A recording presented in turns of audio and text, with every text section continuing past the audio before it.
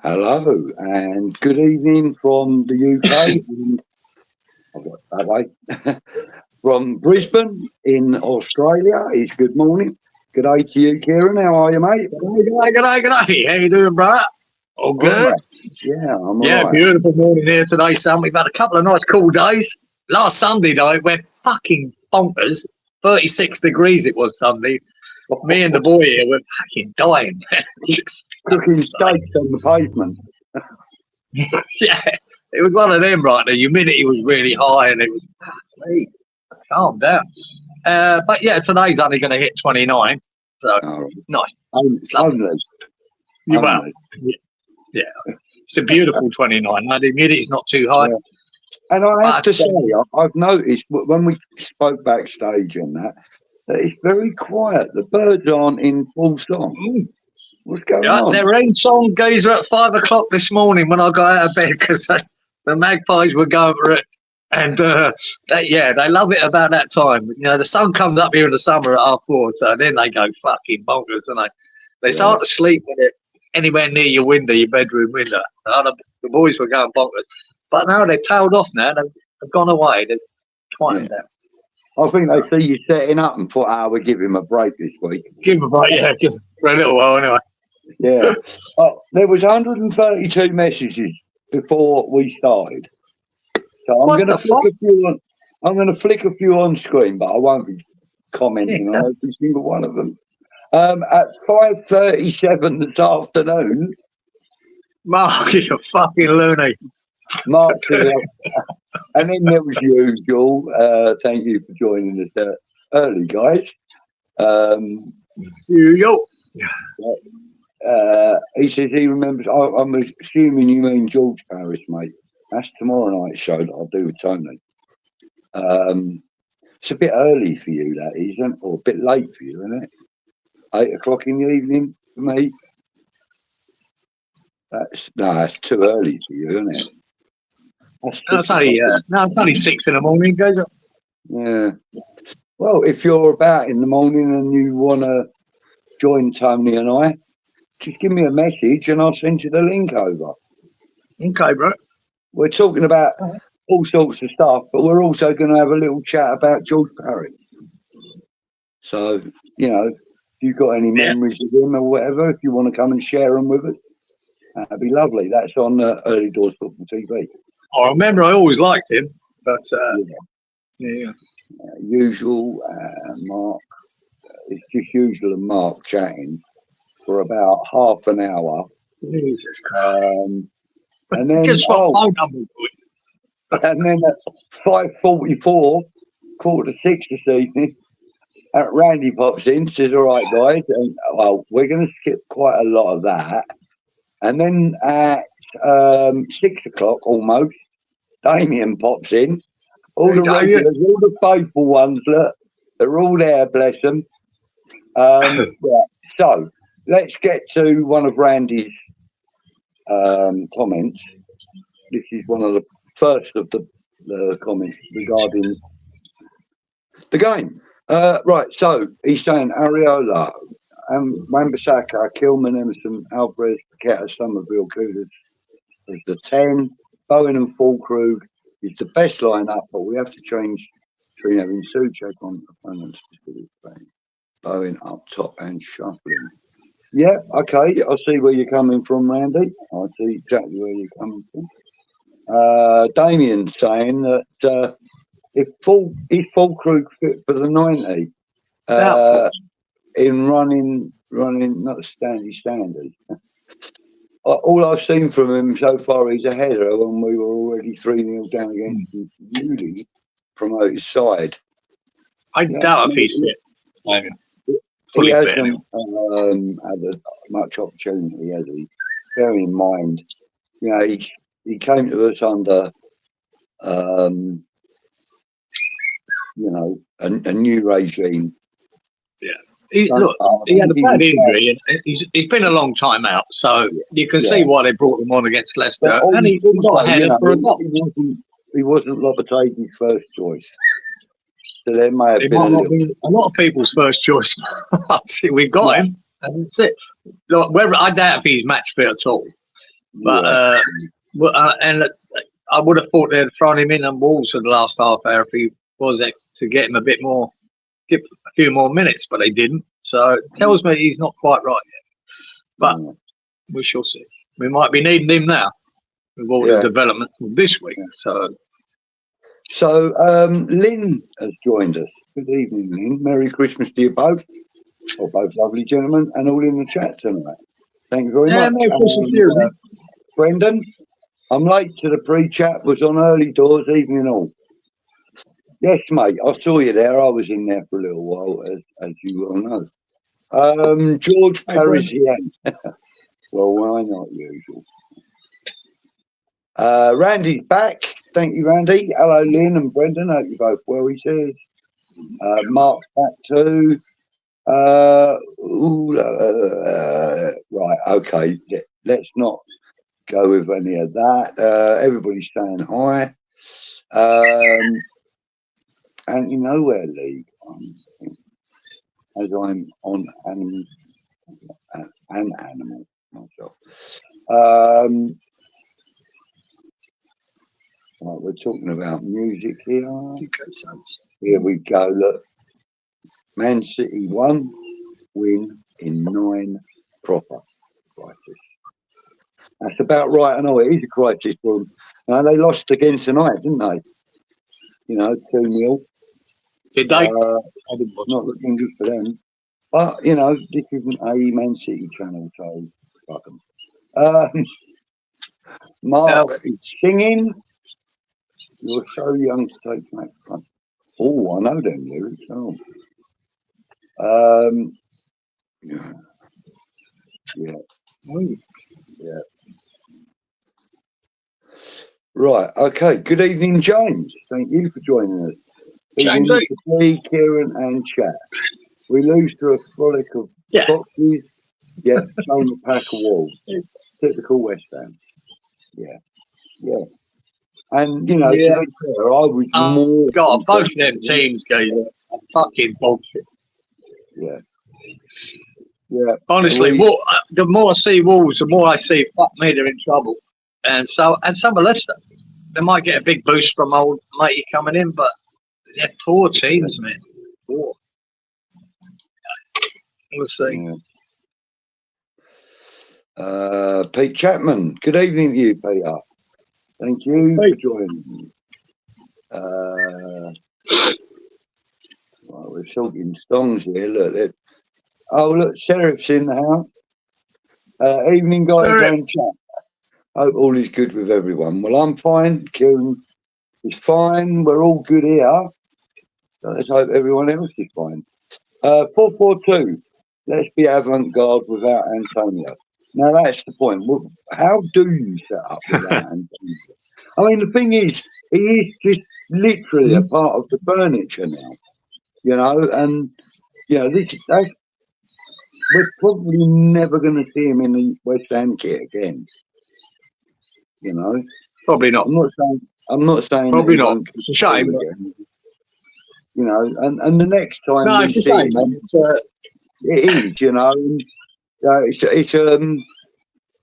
obviously a very painful experience for him in many ways, you know. But you know, the good thing is that he's live, he's well. You know, That's the most. he made a phone call to the team before the game. You know, there were plenty of tributes. I was at the stadium actually, and you know, like as I said, there were 6 points during the whole of that experience in the stadium where the crowd actually seemed to be together, and that was at the beginning of the game when we paid tribute to Mickey, at 9 minutes when we paid tribute to him, and then when all 4 of the goals went in, obviously 2 of them were disallowed. But, you know, when the goals went into the back of the net, everybody in the stadium or in the West Ham sections were together as one. Other than that, it was really sombre. There was little pockets of singing going on, not much, you know, and it was pretty dire. I've got to be honest. The atmosphere was pretty dire. You know? Yeah, I see. From when I got up and watched it, it was 6 o'clock in the morning for me, Budge, and I watched it live. And you could notice the amount of empty seats there were around the ground. Apart from, like you said, the 9th minute when everyone sort of got up for it and the goals. But he was a little bit dead. And again, it weren't a great performance. It weren't a convincing performance. I think we got lucky. I think at least one of them penalty shouts they had was a definite penalty. At least one, maybe both. I thought we got away with it. It was a little bit of brilliance from Bowen that decided the game. It was great. And then, like I say, Antonio, I'd be very, very lucky to put on another shirt again, I think. But one question that nobody asked when all this went down was, how fucking fast was he going, Geezer? Because that fucking car took some damage. Oh, yeah, but that picture was taken after he was airlifted out. So that means that they've cut him out of that car. So it looks a lot worse than the accident would have done for that. Because they've actually cut him out of the car. I mean, even if he was doing 60, 65 mile an hour, that's enough to kill you. You know. Oh, absolutely. But just the amount of damage it looked on that one side. Yeah. He's hit something at speed. And I'm not going to say he's speeding, whatever, wet conditions. He's got form for it, guys. This is the second time he smacked up the car. Yeah. But the main thing is he didn't have a big carrot in front of his face this time round. Bless him, no. Do you know a geezer called Matt Armstrong, geezer? No? I'll watch it. Yeah, he does the Drive Tribe or something, isn't it? Something like that.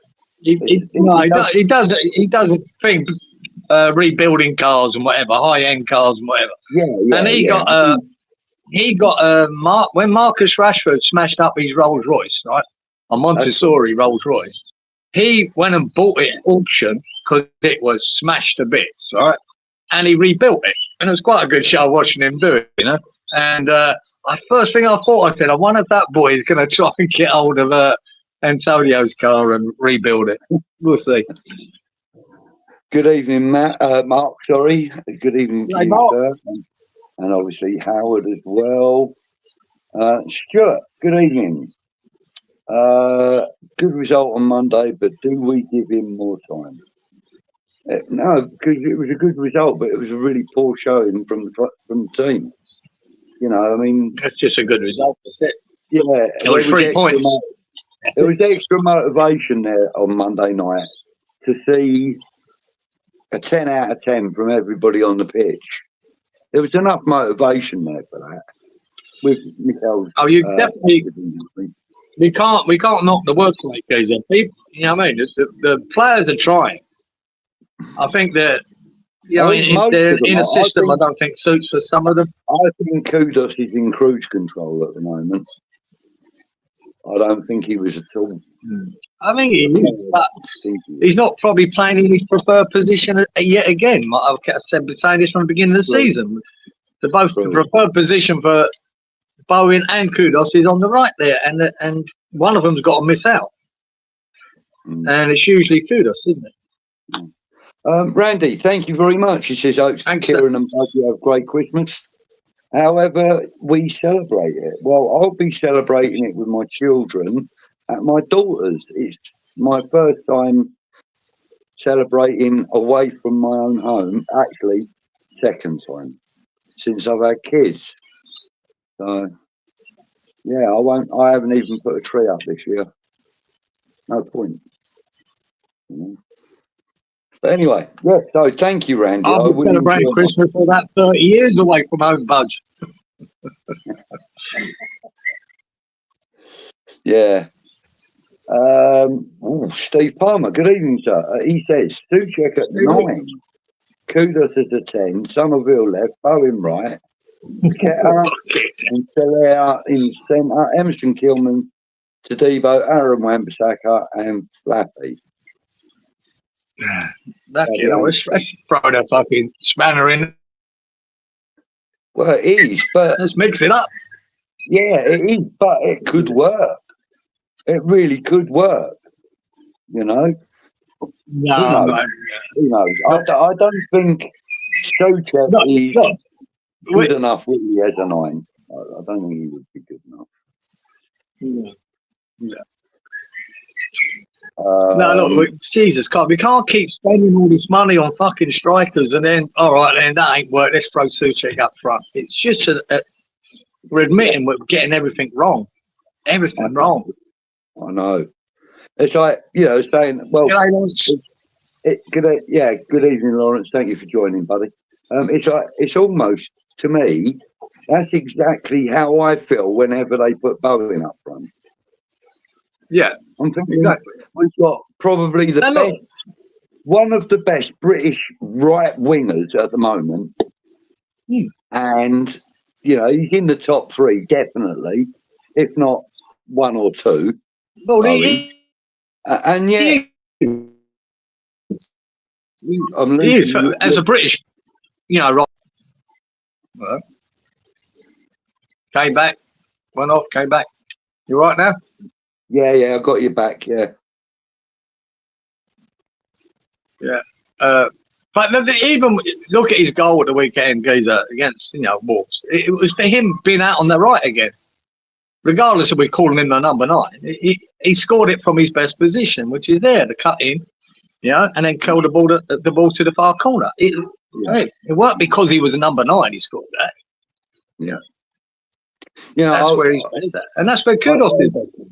Yeah, I very rarely listen to TalkSport after a game.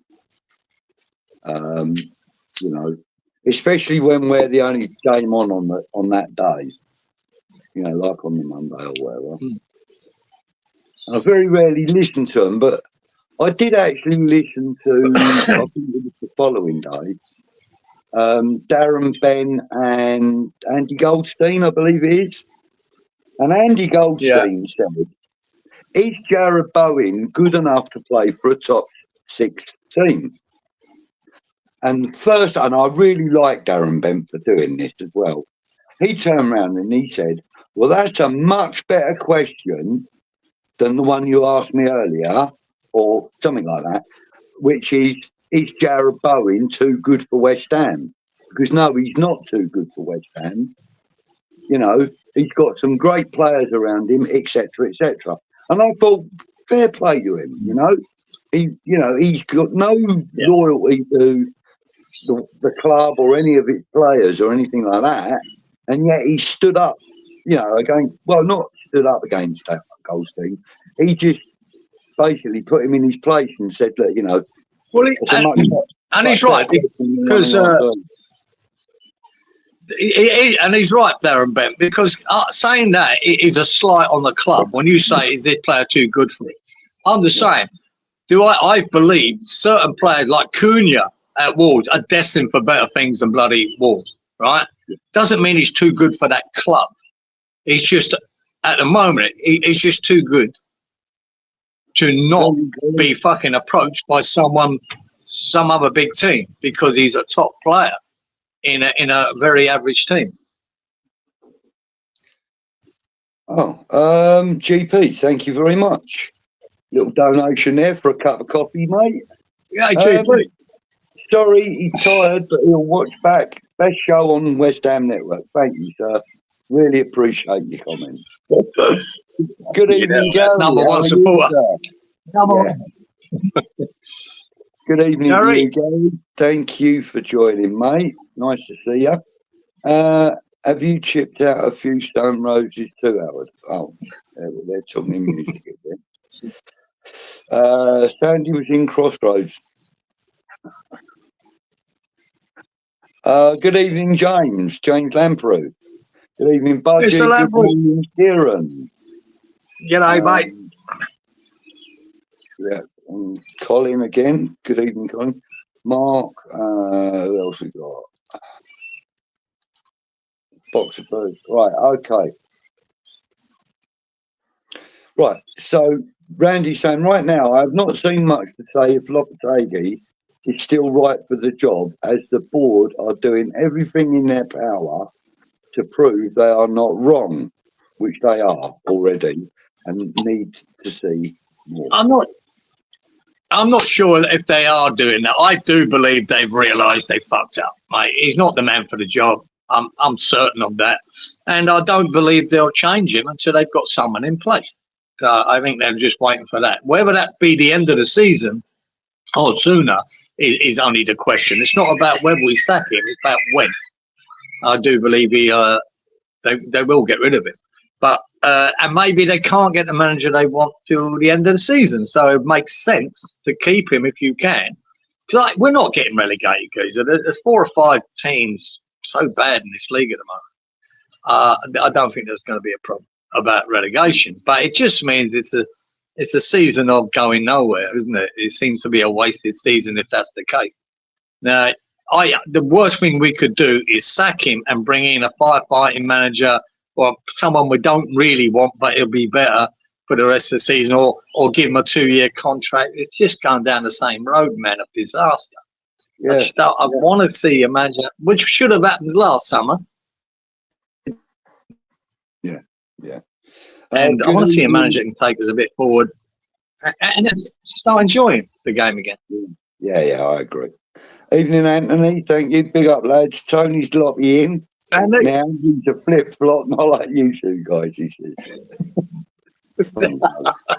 Is he, Anthony? He's a fucking donut, he is. He's a flip flopper, is he? Tell you that. Oh, yeah. Howard's been working on the peaches today, he says. And then he says, what, while walking on the beaches? That was... reminds me of the Stranglers song, that. That is the Stranglers. That is the Stranglers, yeah. Walking on the beaches. Looking at the beaches. I love it. Yeah, look. Mark's just popped it straight in there, look. Yeah. Well, we're actually a mile behind at the moment, right? Oh, I don't know. 9 minutes behind with the comments, which is about 100 comments, by the way, or more. Jeez, you better fly through. Yeah. So, well, you know, we've discussed the game last week. Next up, Bournemouth. Wow. I'm actually quite nervous about it, Kieran. I'd be nervous about every game at the moment, Budge, and it's you know that's natural because we're on the edge. We don't know we know this manager's not good enough. I think they've said enough, leaked enough the ball to think that they're looking elsewhere now to get another manager. We're in this little lull now. The problem we have, we started with Leicester and then Wolves, Everton as well. All them 3 games, really.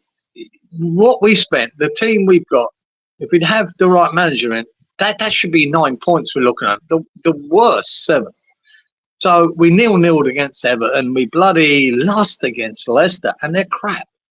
And we've nicked the win against Wolves, and it's not, and it's just plodding along, isn't it? Now Bournemouth again, Brighton. You'd look at it and go, yeah, there's points to be had here, but are we confident of that now? No, because I'm not. Are you? No, I'm not. No, I'm not. And the thing is, even though Leicester are poor, they still scored within 2 minutes of the kickoff. Well, there you go. I'll tell you what really convinced me about why Lopetegui is not the man for the job, Budge, right? Yeah. If you'd watched Leicester for the last 10 years, and and seen what Jamie Vardy does. If you'd walked into the Leicester dressing room and said, Mr. Vardy, how would you like our defence to play today? A bit deeper, around the 18-yard or in front of that, or high up to the halfway line? Vardy goes, mate, if you play up to the halfway line, that would suit me very nice. Thank you very much. And what did we do? We played up to the fucking halfway line, 90 seconds in. He goes over the top and slots it. You know what I mean? He's still as quick as anyone on that 20-metre burst, and he still finishes as good as anyone in the Premier League. We've done that. Minutes fucking later, he done it again, and Fabianski got a hand to it, put it into the side net. Now, to me, you as a manager, a lot of say, what the fuck are you thinking, man? Just drop your defence 5 fucking yards. It makes the keeper have a chance to sweep the ball, and it makes you have a chance to get to it. No. Let's play up at the fucking halfway line, suit fucking Jamie Vardy to the fucking match. I could not understand how a manager can get that so wrong. And so wrong for so long. You know, he did it throughout the whole game. He was like pressing. I just can't understand that. Especially at the beginning of the game, Geezer. I mean, he's 37 now, Vardy. He's probably not great for 90 minutes, but he's like Antonio. He can give you a good hour. And we played into his hands, man. Played into his hands. 90 seconds we lasted. Oh, my God. So that tells me a lot about this manager and his tactics, and he hasn't got the sense. Yeah, I agree. Well, he's never watched Jamie Vardy before. Fuck me. He probably hasn't. Oh, he has. He's played against him, probably. Or did? Oh, was that the year they were down? But he has. He knows Jamie Vardy. Fuck me. Everyone knows what he does. Yeah. Maybe. All his game is built on pace and good finishing. And we played into his hands, and he took the advantage of it. Fucking hell. Anyway. Yeah, he probably thought, Jamie Vardy, oh, yeah, he's a conductor on a bus. Red Barney. Yeah, so, you know, no, seriously though, Cieran, now that we've got absolutely no chance of using Mikel Antonio at all, no. I think it's got to be now time for the club to seriously address the striking position. I mean, it's like, this is dire now. We've got a 38-year-old Danny Ings as a replacement. Yeah. And we've got 31-year-old Crook Fulkrug, who's just, like I say, Crook, he's just coming back from injury. Hopefully. And we've got a young 20-year-old Brazilian lad who's had about 22 minutes on a Premier League pitch. Yeah.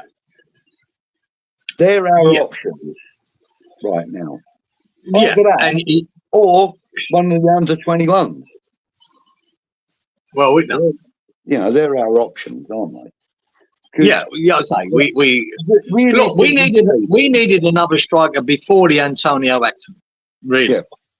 And now we've lost Antonio. So what does that tell us? What do we need now? But you can't trust this board or whoever it is, because I still can't understand why we bought Fulker. Right? I know he was in form and that, but if you look, you know, if you do your due diligence, you'll know he's been very injury prone up until these last couple of seasons where he's had a good run. Yeah. And we paid that kind of money for a 31-year-old. It doesn't make sense. Yet we couldn't push the boat out and get Duran in. Now, Duran might not be doing what he's doing at Villa, you know. But and then he would be though, Cieran. And then we've done it for last 4 or 5 years, you know. I mean, you've got to look. This is how great I think Antonio is. We brought in Alea to replace Antonio. Fucking that didn't work. We brought in Scamacca to replace Antonio. Well, that didn't fucking work. We brought in Ings. Well, he ain't getting a fucking game. Antonio survived them all, mate. He's almost bulletproof to this fucking accident. And we brought in Fulkrug. Antonio's still our first pick as striker. So exactly. This is how resilient fucking Antonio is. He just keeps doing his shit, whether it's good or bad. He just works his arse off, tries to make an impact, and does what he does. But we should have upgraded by now. We should have done it, in the times of Alea. But when you've got managers that won't play Alea in a front three, which is what he was used to, or you bring in Scamacca, uh, the same. Don't really want to play him as a lone striker. It's not his game. We just didn't. We just didn't play to their strengths, and then we get rid of them and lose a load of money.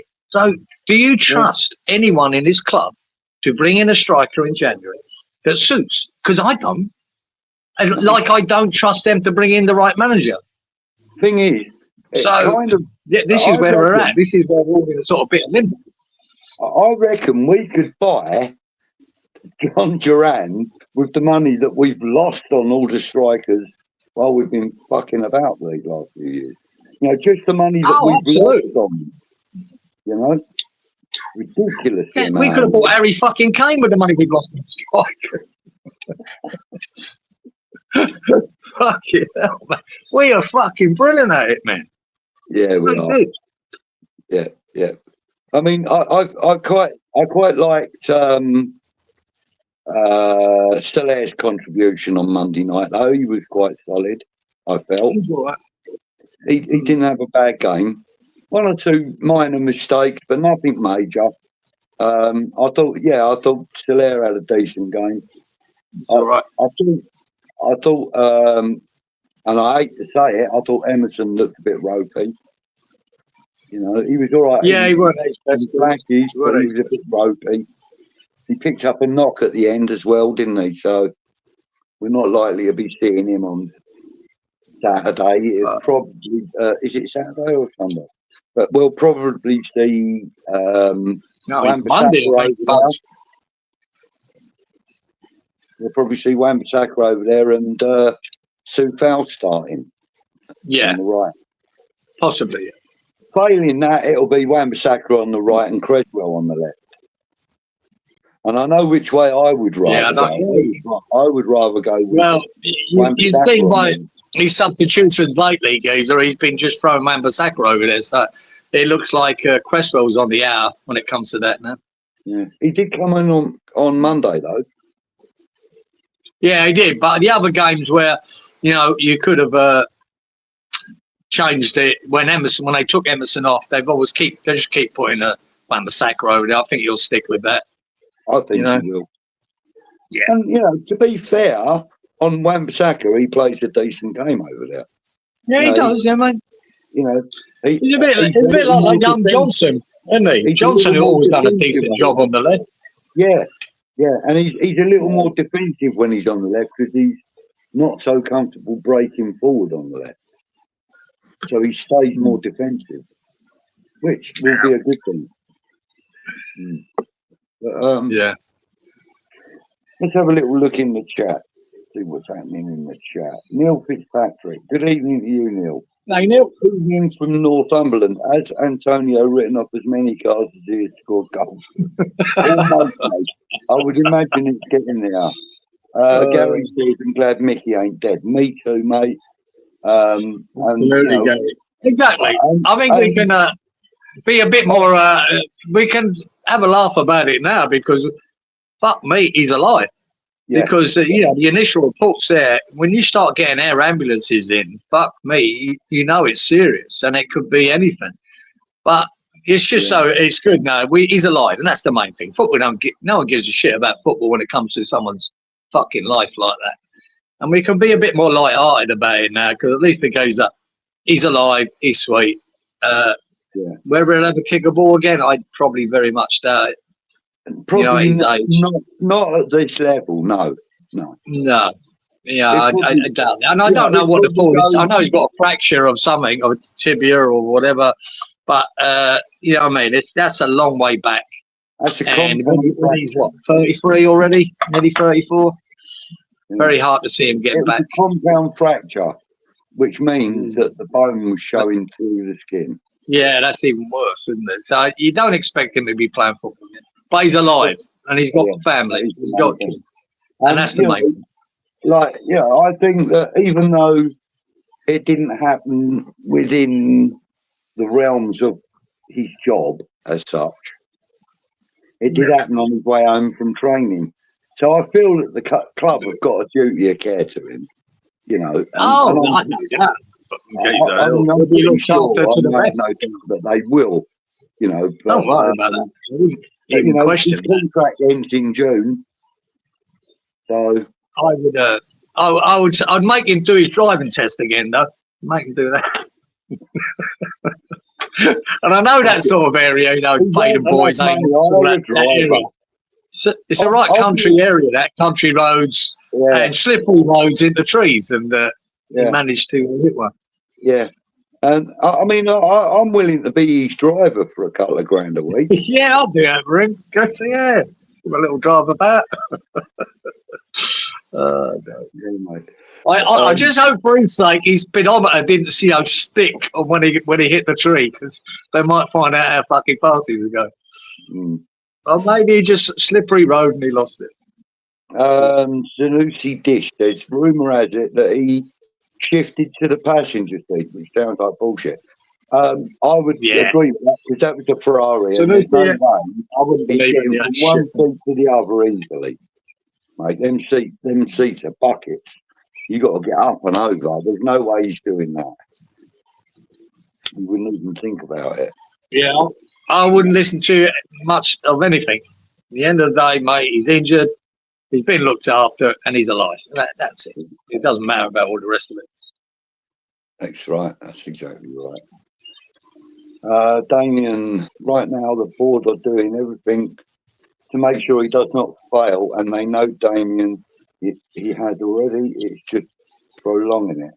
But the consistency does not show when, then it will be the same. Yep, agreed.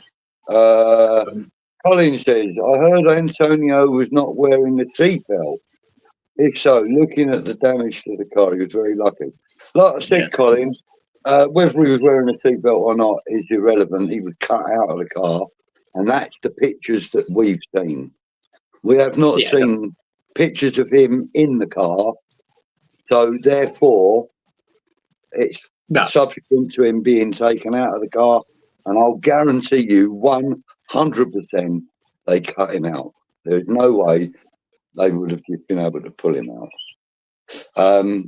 So yeah, whether he was or not, I don't know.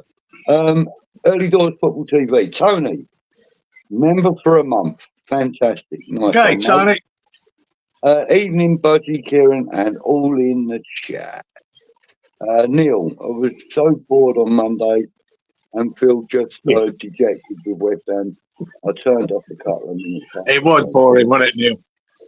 It was boring. I hate that games, especially here. I'm getting up at 5:30, 6 o'clock kick-off in the morning, and I want to feel excited about that game. Shit, you know, when I go to bed that night, I'm going to get up tomorrow and watch that.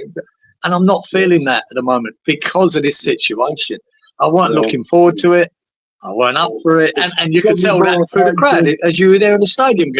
Most people were watching it and they're getting fucked. And it was like that. It was dull. And I was delighted with the 3 points. But that's it. Yeah. It's probably more a case for you now that, I'm up anyway, I might as well watch it. Yeah. It's a bit, and I don't want to feel like West. I want to look forward to watching West Ham. I really do, and I want the entertainment back. But there you go. I mean, you know, I'm a big fan of Ange Postecoglou. He's bringing entertainment plus to fucking Tottenham. When they fucking lose, they want to sack him. I'll be delighted. See, I watched that full game, Chelsea-Tottenham game the other day.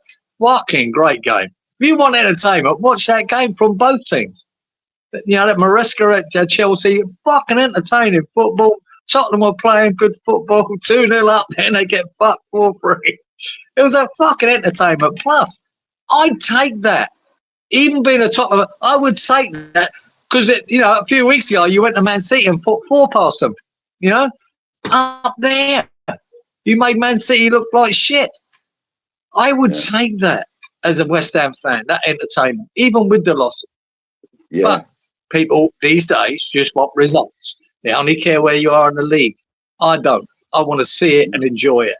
And hopefully that entertainment side leads to good results, which it does, but not all the time. Yeah, I mean, like in the days of McAvenny and Cotty and Devonshire and Brooklyn and... Yeah, you know, I mean, I enjoyed it. For the most. generation. That was exciting football. I mean, you were getting players that were, you know, just like they were just a phenomenon to watch. You know, like Devonshire, for example. I mean, when that boy got on the ball, my God. It's just My God. entertainment. Plus, Yeah, mate, between him and what was Booking, going to happen. Yeah. yeah, you enjoyed it. You enjoyed what they were doing with the ball and how they were attacking players and putting through balls and scoring goals. It was just entertainment games. The feeling And that could we be shit the next week after a great game? Yeah, we could. You just enjoyed them days. The feeling that we get now when Kudus gets on the ball and goes on one of his runs or, you know, does something special, you know, we love it. We love it. That's West Ham fans. Yeah. But back then, we had like Gets you off 7 your or seat, 8 players on the pitch that would do that to us. Yeah. Do you know what I mean?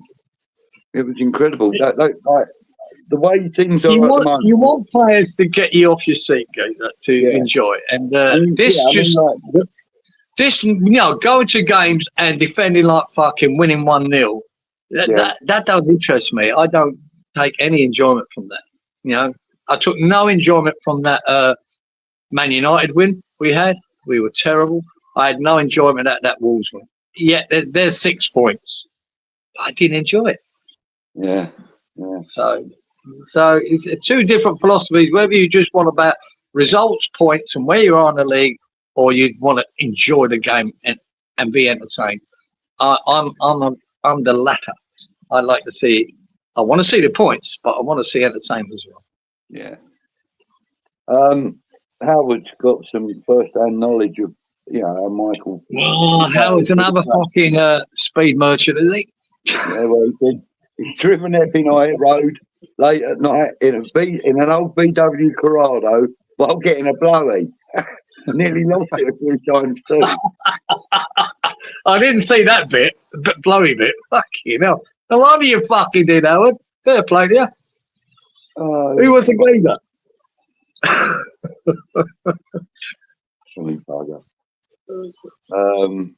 Where are we? Why is that happening? Oh, there we go.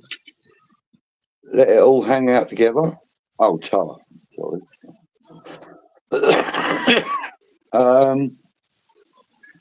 What else we got?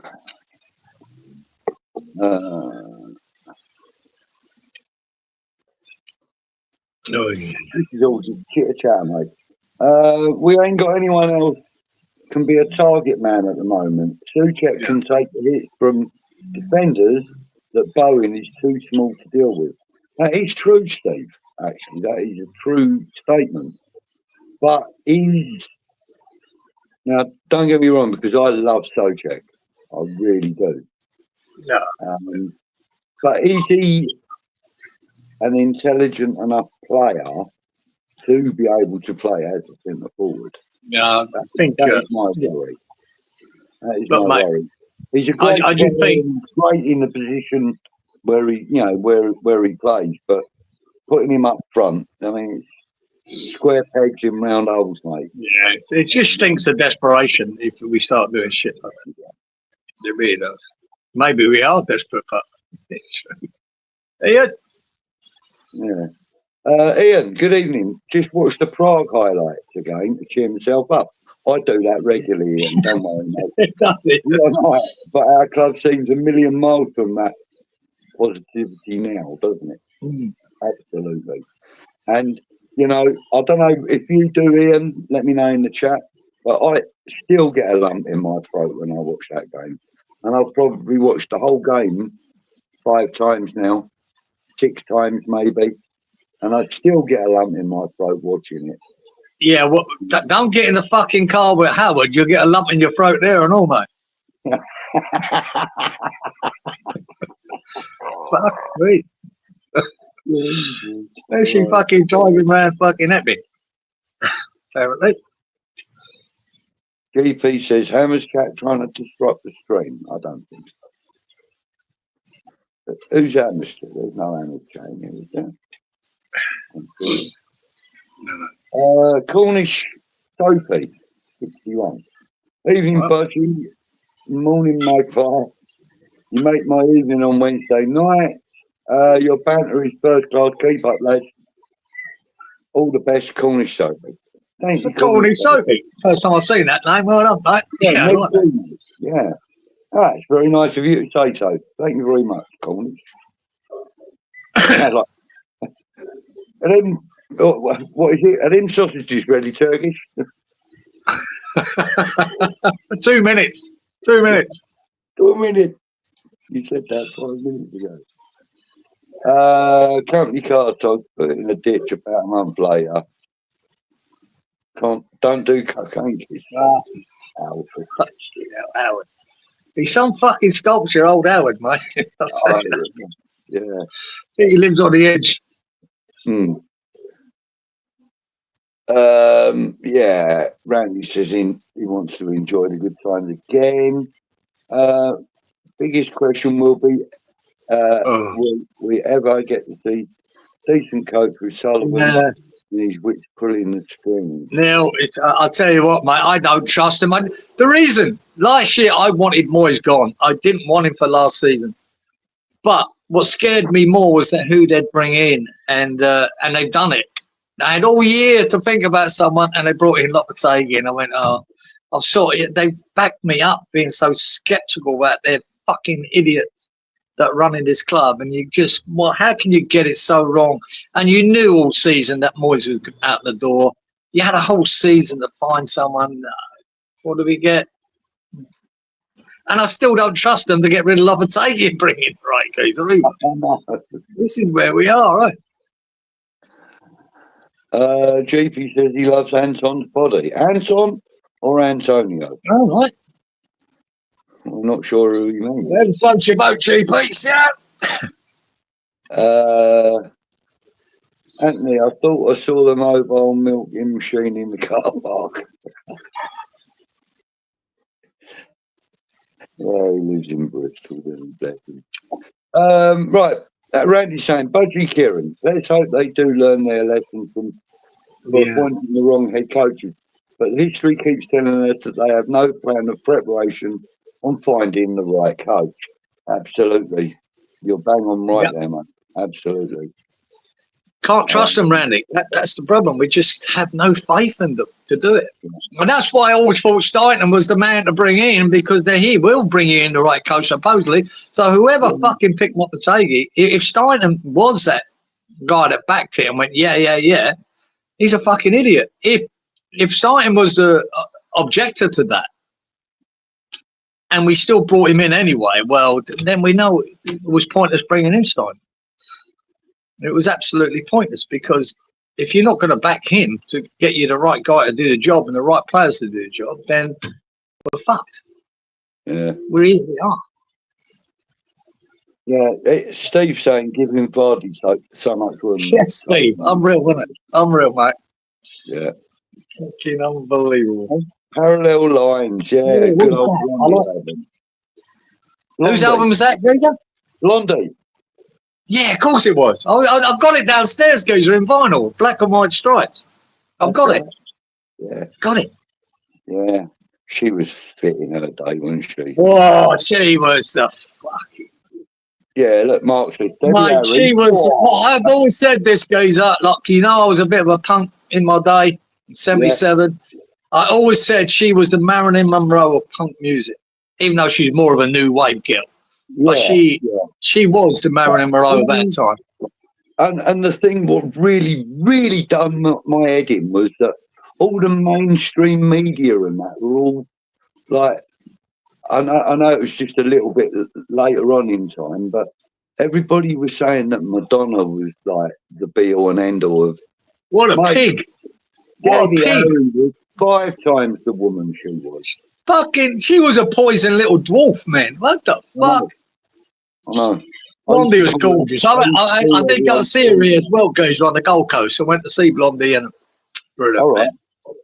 I had my game, because I was a big fan. A mate of mine sent me a photo of her on stage once, right? Yeah. With a short skirt on, had ridden up, and she had no knickers on. Oh, nice. Yeah, great photo. Black and white photo, it was. Nice. Nice, yeah. It's all right. Usual suspects. Lovely girl. Wouldn't like to knock her. Yeah.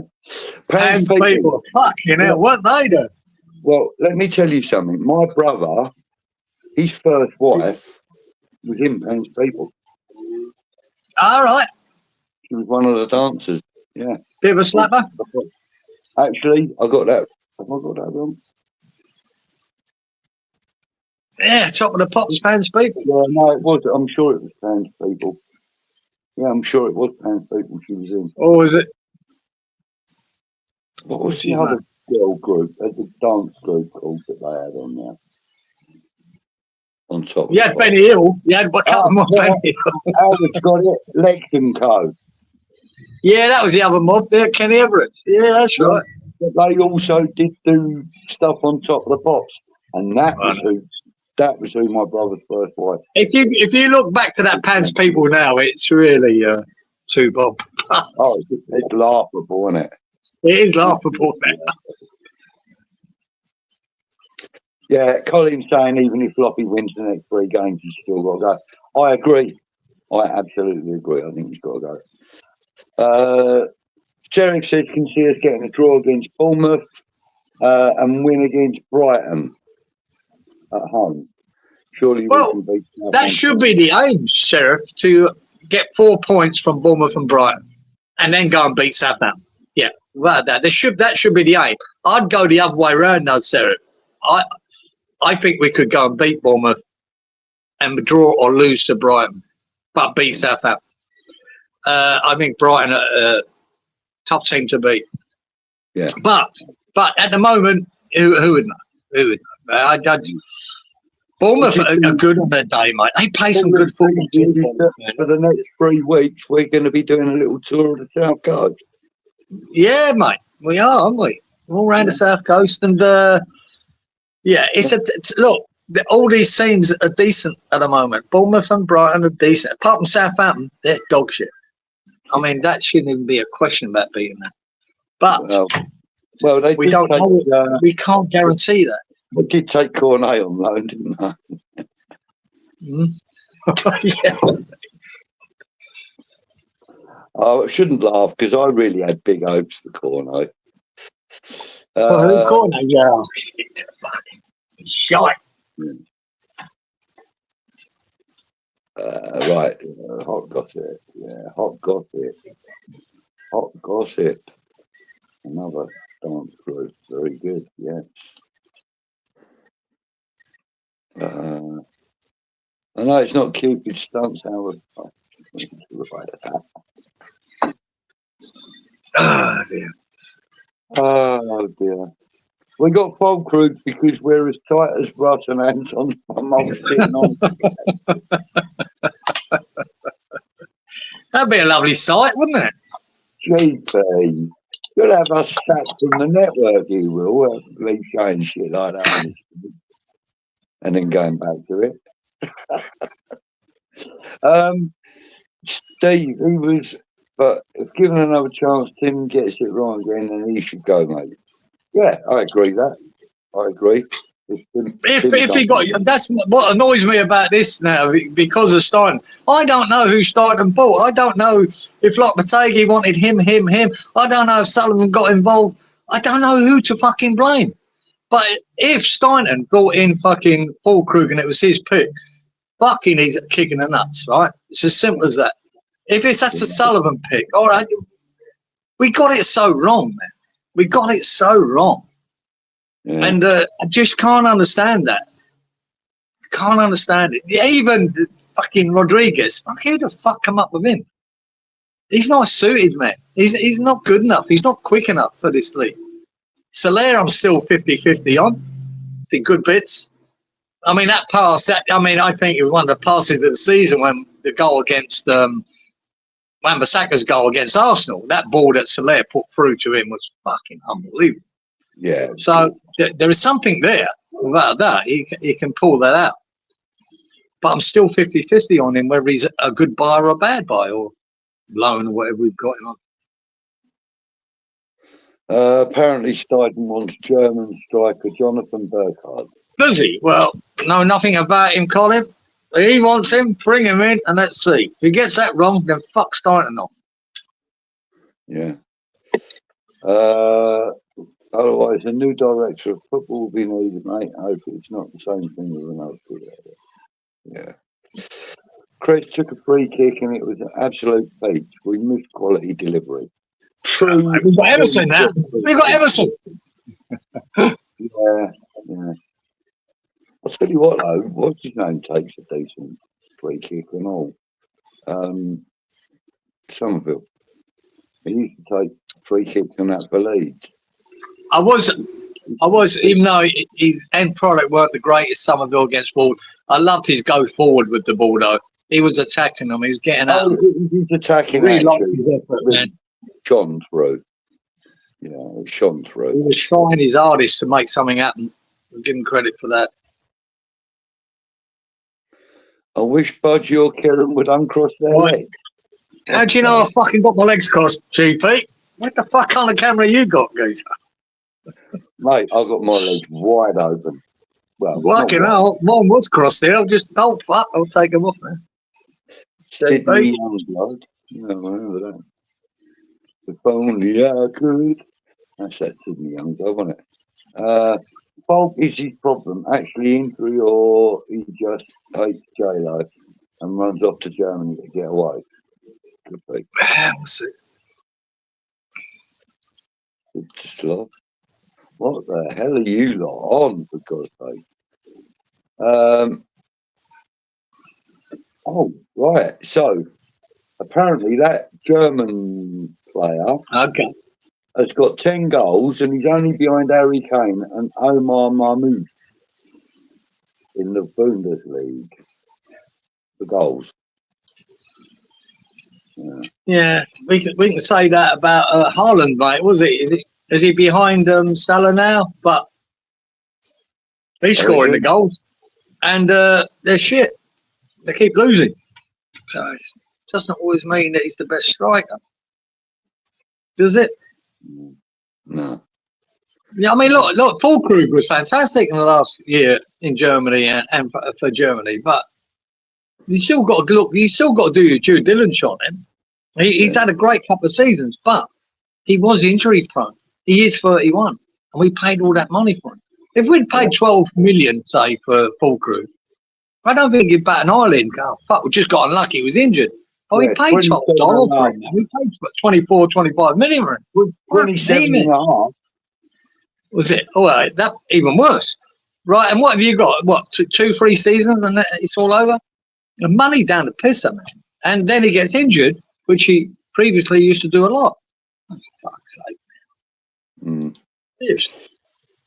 Makes you wonder.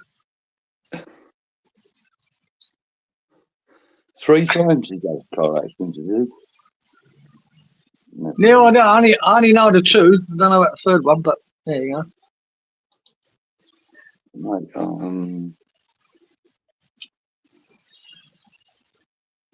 oh, thank you, Brendan. Thank you. Yes. A little reminder there, everybody, please. Oh, yeah. Hit the like button if you can be asked. Yeah. Oh, man, IMG. Fuck off, oh, man. Here it comes. You wouldn't back Antonio for any road safety talks.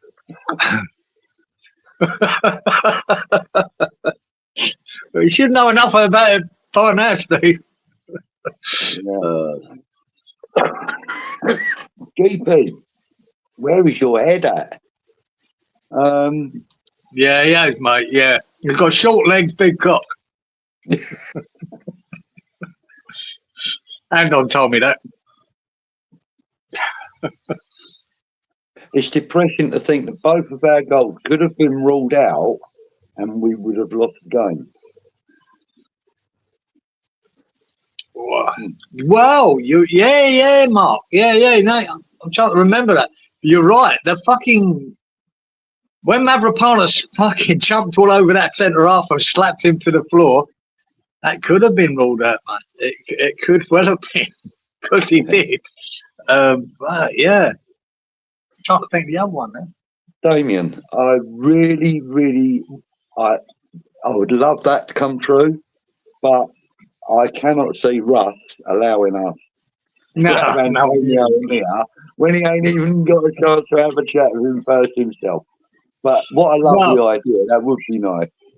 My But first question, Damien, how the fucking, how fucking fast were you going, mate? Never mind anything else. 30.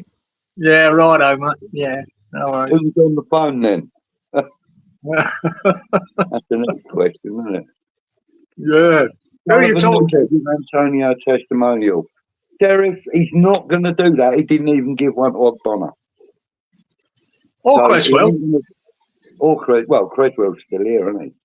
But yeah, but he's still done his pen now. Yeah, they both deserve it.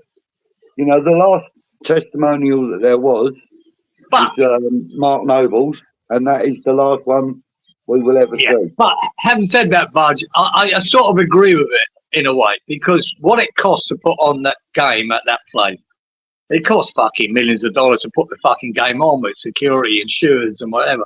Seems a bit silly. There should be something else you can do. Because all these players donate the money to a charity. Down at Wanstead Flats. Yeah, look, they donate the money to charity anyway, guys. I just think there must be a better way to, celebrate the player and not just have it costing, fortunes to put a game on. I just think there's got to be a better way. I don't know, because it's not. Years ago, testimonials were pulled to that player.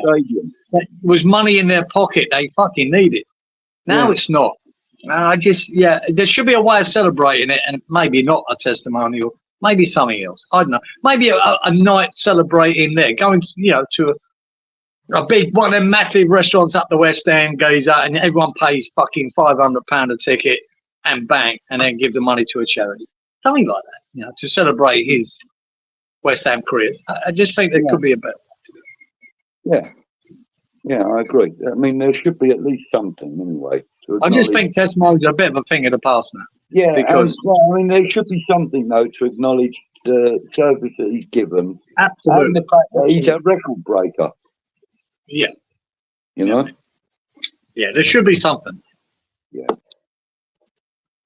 Helen says, get them thumbs up, guys. Hey, Helen. Hi, Helen. Thank you for joining us, sweetie.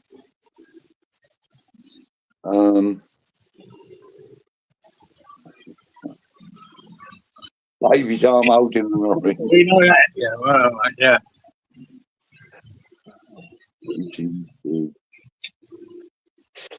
Crazy's been with us for 10 years. He deserves a testimonial too.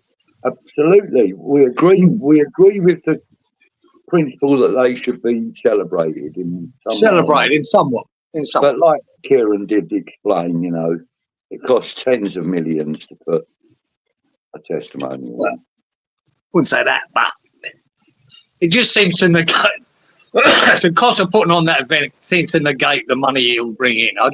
There's got to be a way of celebrating his 10 years at West Ham, and it doesn't have to be a testimonial, but something that if that money's going to a charity, then likely if he goes with Antonio, he's not going to be able to play in a testimonial anyway. No, he's definitely not. No, but he can be manager. Yeah. But I'm sure they'll think of a way of celebrating. Even if it's a live YouTube thing, so that we can all get in the chat like this and give him our best wishes or whatever the case may be. Do a live interview with him with Jack Mate or something, and then have the live chat running. That'd be the way to go. At least then we could tell him, you fucking idiot for driving so fast. Mark says there's a nickname for your town, Budgie. They call it Creepy Crawley. And do you know why they call it Creepy Crawley? Because we call it Creepy Crawley. Oh, dear. Why? Yeah, we've always called it that. I mean, do you know what a creepy crawly is here in Australia? Yeah, like a centipede or a millipede or something. Well, yeah, but There's a for all the swimming pools we've got here. There's a machine you drop in.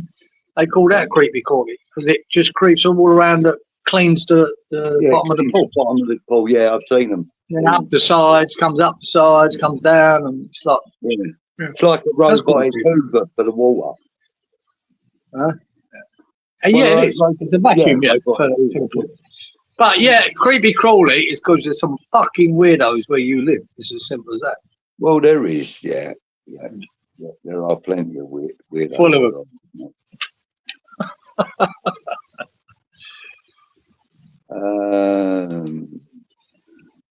Right, where are we? Oh, what a film, usual.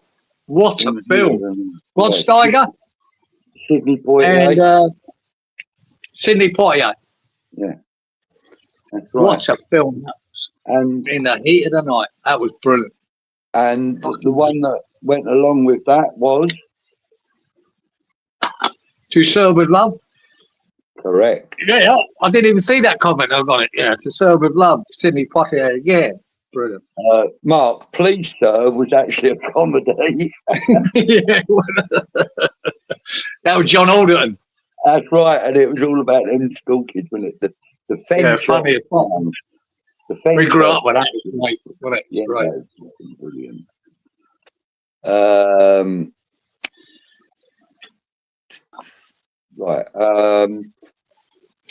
So he says, desperate times, Sue Chekhov is little between the boxes. He's a box and box player. Until we get a replacement or full crew who's fit, we are desperate for someone to lead. Yeah. Only Steve, full crew, is fit enough to start a bloody game. That's what I want to see. And maybe Bournemouth might be it. I don't know, because he didn't bring him on against Wolves. Now we went, well, is he ready yet? Is he fully fit? I don't know. But hopefully the guy can still come good for us. You know, he could still have a good rest of the season, but we need to see it.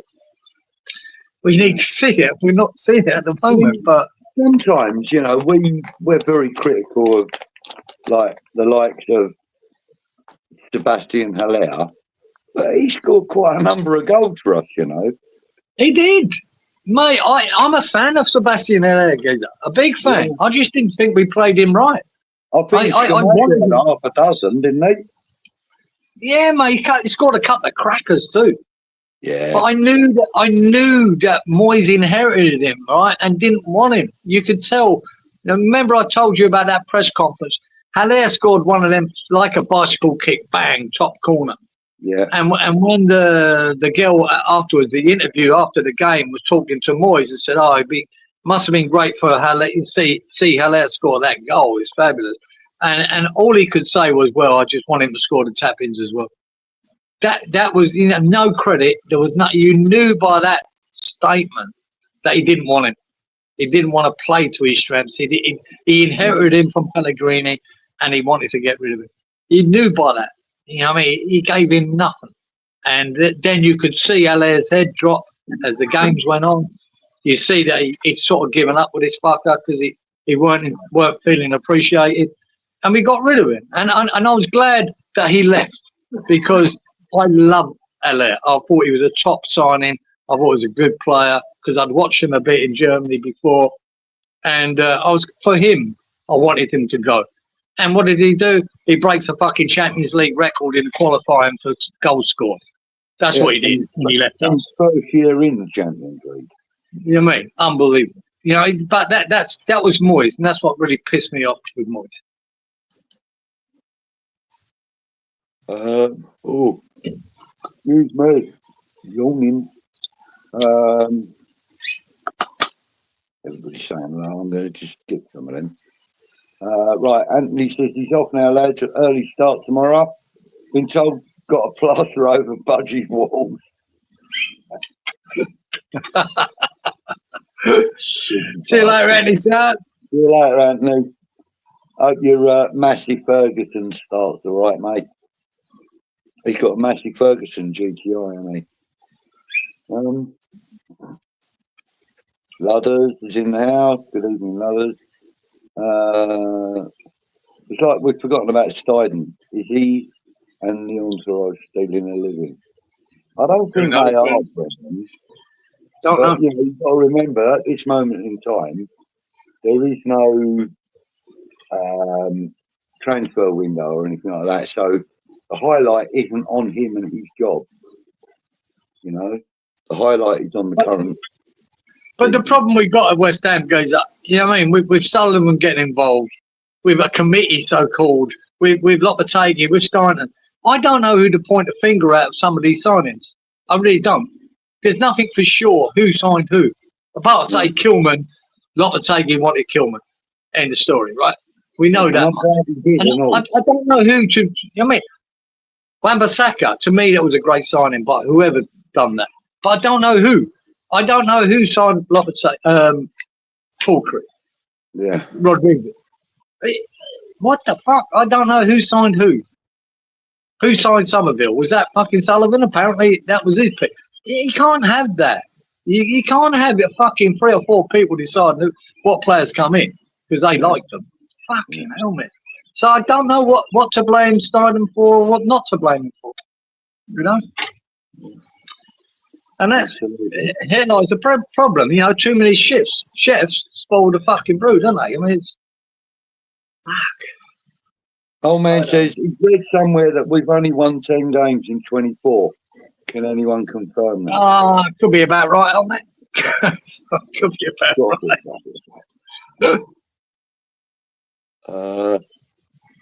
Go on, usual. Bournemouth 8-1, 8-11. Sorry. West Ham 100-30. The draw 13-10. I don't even know what them numbers mean anymore. Right, so 100-30. You'll get £100 for every £30 you put on. That's not good. That's not good. And with Bournemouth, you only get £8 for every £11 you put on. So they're the favourites to win, basically. Right. Well, they should. And the draw, you get 13 quid if you put a tenner on. They're not good odds. No. Pointless betting on that game. Better bet on the score then. Oh, yeah. Absolutely, Mark. Kim Wilde was all right back in the day. Yeah, she was tidy. Yeah, she was. I remember her old man. He was a big thing in music, wasn't he? Her father. Oh, Marty. Yeah. Yeah, Marty Wilde. Yeah. Damien thinks we got a better squad than Villa. I'd probably go with that as well, actually. I think lacking a top goal scoring striker, Damien. I think that's what we lack. Villa got 2 of them. They got Watkins and fucking Durant. I think that's where we lack. That plus the biggest problem we got because of these midfielders that we got no pace in the midfield whatsoever between Souček, Rodriguez, Soler. There's nothing. There's no pace at all in there. Yeah. That's a problem, especially when you play a high line. Yeah, that's worrying. Apparently, Howard was in one of the Hammerettes once. Oh yeah, no, they were tidy. Sally James. Oh, same here, old man. Yeah, she was. I always fancied Sally James. She was a pocket rocket, wasn't she, as well? But yeah, I was like that. It's like that film Cocoon in this chat, says GP. I remember the film Cocoon, but I don't remember it. But I know that's an insult. It has to be. Yeah, because all the old people were the aliens, weren't they? Oh, that was it. Yeah, well, no, they weren't the aliens. They swam with the alien eggs or something, didn't they? And they I sort of remember it. I'd have to watch it again. But I just know that comment was an insult. Couple that were banging each other's brains out and that. Well, oh, nice. Yeah. Like Howard fucking driving through Loughton. Yeah. Southampton won the 10 Cornet back in January.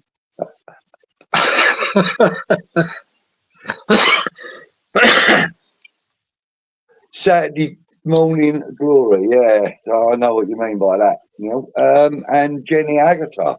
Nice, yeah. I liked her. I also liked Jamie Lee Curtis and all. Yeah, she was lovely. She was nice. Fit body Whoopi on Goldberg? that. Yeah, actually. No, Whoopi in no, the younger days, no, mate. I did. no. That was a fucking joke. She's a bag of shit. You're a cock, you really are. Fucking hell. Remind me, never go out on the pool with you. All right? It's not happening. Yeah, go on, bud. We go down the pub. We go on the pool. No, fuck right off. Ain't happening. Oh, Janet Street Porter and Joe Brand. Oh, you fucking beauty, dude. You're fucking crackers, mate. Mate, she looked, you know, she looked fucking. She could bite an apple, couldn't she, old Janet Street Porter, mate? She could take an apple to the cleaners without using her hand. Oh, mate, I reckon she could have sharpened pencils. Fucking crackers. Antonio will probably be back leading our line at 30. Yeah, you can't be right, Mark. Yeah. We'll bring 2 more strikers in. They'll come back from injury and say, get them out of the way, I'm taking. Yeah. Stuyden's picks were full Krug, according to Damon. 2 old, 2 slow, absolutely. Guilherme, Okay. still 2 years. Yeah, we know Guilherme, fair enough. Yeah, and Tadibo, we overpaid for. Okay. Yeah. Obviously, Yeah. personal opinion, but yeah. Definitely Guilherme. I can't understand his full Krug signing if it was Tim Stein. I don't understand that. I think he got that wrong. Tadibo, work in progress, probably overpaid, but we're Premier League team goes up.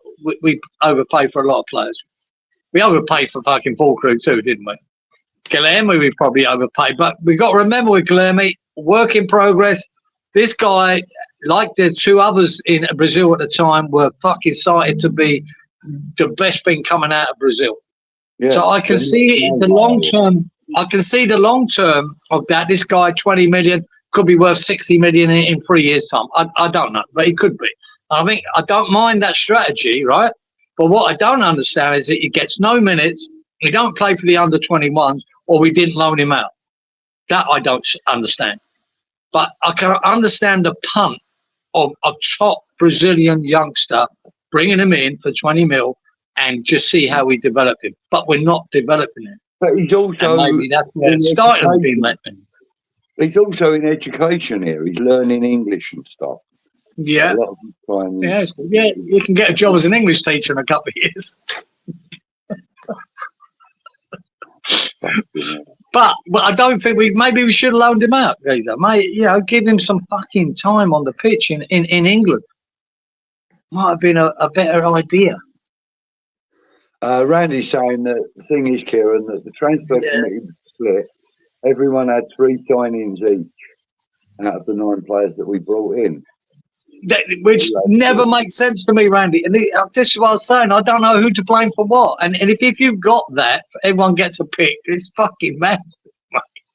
Absolute madness. Yeah.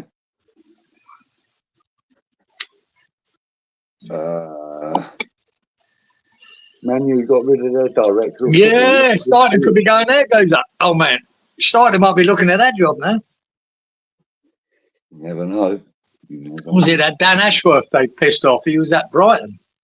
Yeah. He only lasted 5 months and they fucked him off. So you could see Starter fucking flashing his knickers at Man United. But if he signed full Krug, they might be thinking again. And Rodriguez, that to him. Bundesliga Tony, Agata in Walkabout.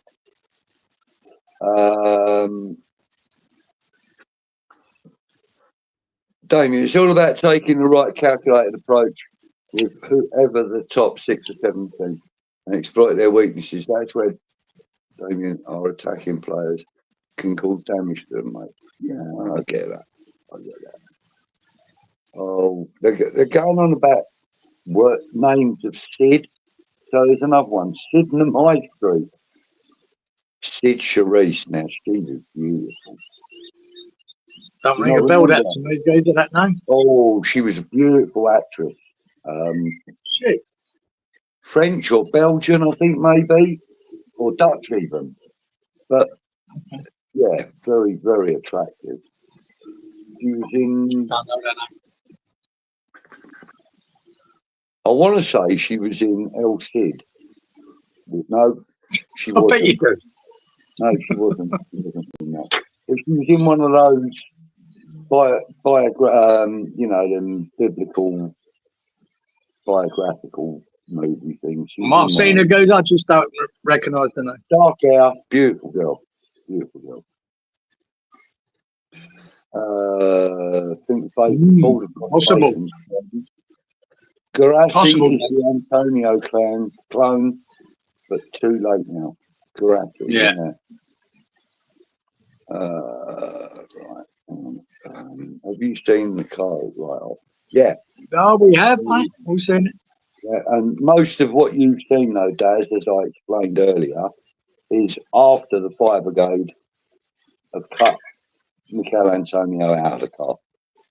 So most of the damage is from their bloody great big pneumatics. Did I tell you about the car I wrote off, right? Go on. Fuck it. It's a story, though, guys. It's got to take a couple of minutes. Go on. I was, before I came to Australia, right, I was living up there in Tower Hill, right? Between Tower Hill and Aldgate East. That's where I used to live, right? Just moved there. And I used to drink on the Whitechapel Road there. I used to drink in a pub there, right? Anyway, I went there. I drove my car. It was a Triumph Spitfire, right? What I had. Drove it to the fucking pub with the thing of leaving it there, getting a cab home. Anyway, I was with the missus and that, and a load of people knew it. Anyway, me and her had a bit of a row, right? And she fucked off, right? And went to her mum. Well, they lived in Bermondsey, right? Just over the bridge, over Tower Bridge. And I of course I was drunk and stupid, and I was only fucking 20, 21. I fucking jumped in the car, drove home. And I was so drunk, dude, so bad. I'm fucking idiot. And I fucking drove out into the commercial road, right? I must have fallen asleep, though. I came out and smashed head on with another car coming the other way. Absolutely fucking wrecked it, right? My head went through the side window with a hit, right? And I crawled out of there, fucking arsehole flapping, half unconscious, and I legged it, right? And went on outside of a pub that my mate used to drink in. And he came out when he had the smash. Yeah. Oh, he's gone. And apparently, what he saw was in the other car that I... Oh, there you go. All right. So the other car that I hit, apparently these... back here, the other car, he saw them. They were police cadets, right? Got out of the other car. Right? And he saw them. They were in some kind of uniform, police cadets. And the police turned up and I'd legged it. I got back to Bermondsey to her mother's house. Fucking nightmare. What the fuck? Thought I was going to get done for it. Really bad. Look, on my part, fuck, I hold my hands up. I've never done it ever since. Yeah. Disgusting. I was wrong.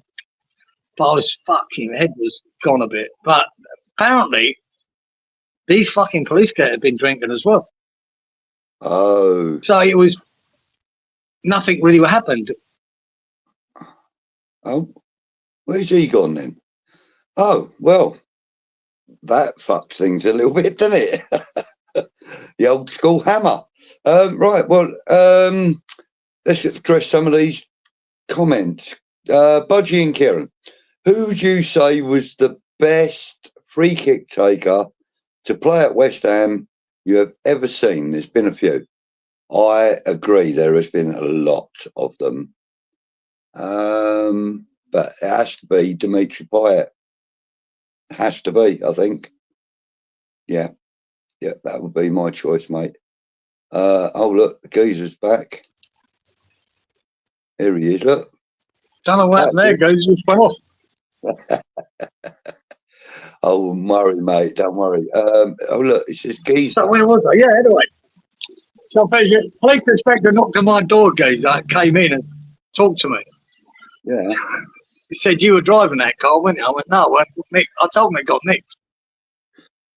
And he couldn't prove it, and I sort of got away with it.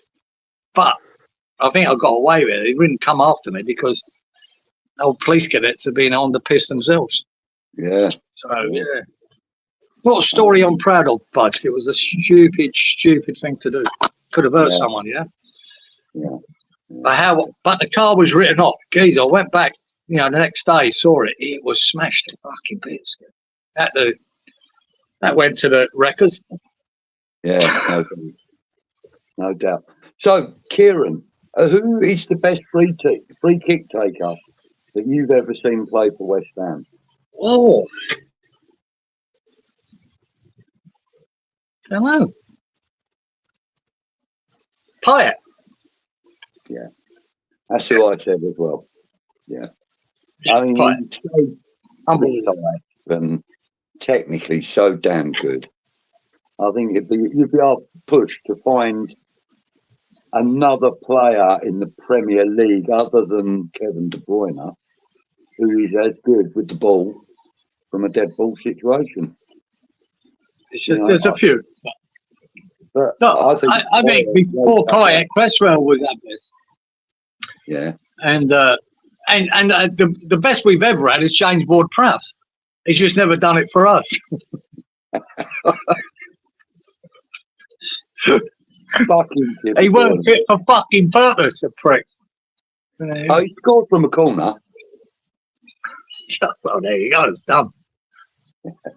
And money, innit? But Pyatt, his free kicks were, they defied fucking gravity. They defied science, man. They were unbelievable.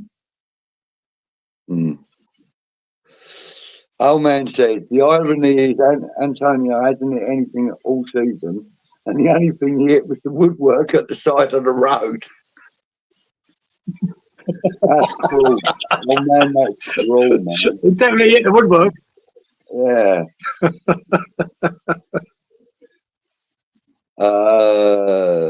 He hit the woodwork hard, bro, wasn't he?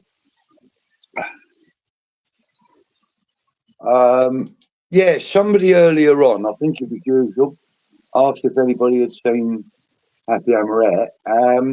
Yes, I saw her on Monday night at the game. So, yes, I've seen her. She's well, she's happy, she's healthy, she's working hard, and she's looking after her dear old nan as well. So, yeah, she's a busy person. Plus, she helps out with a mental health group as well, like, you know, a health group. So, you know, she's quite busy at the moment. Good evening, Sean. Thank you for joining us, sir. Appreciate. They call me Mr. Tony's. Okay. The ginger one from Girls Aloud. Yeah. Okay. All right.